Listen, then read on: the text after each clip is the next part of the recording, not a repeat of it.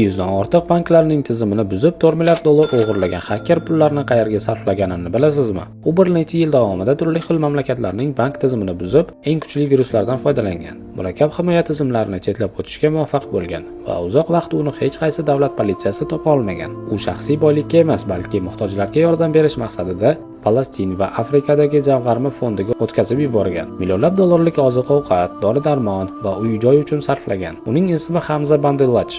Kiberolam Robin Hood sifatida tarixga kirgan aljerlik haker. U $4 milliard o'g'irlashga muvaffaq bo'lgan. Afsuski 2013-yilda uni Tailandda politsiya tomonidan qo'lga olinib, AQShga ekstraditsiya qilingan. Tabassum qilib turgan yigit qilgan ishlardan afsus chekmagan. Suddan so'ng hukumat unga kutilmagan taklif beradi. Maxfiy xizmatda ishlash evaziga barcha ayblovlar olib tashlanishi mumkin edi. Ammo Hamza men Isroil va AQShga ishlamayman deya rad etadi. Sud natijalari e'lon qilingach, u 15 yil qamoq jazosini oldi.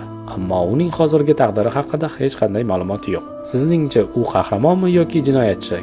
Kommentariyada o'z fikringizni qoldiring. Ha aytgancha, siz buni bilarmidingiz?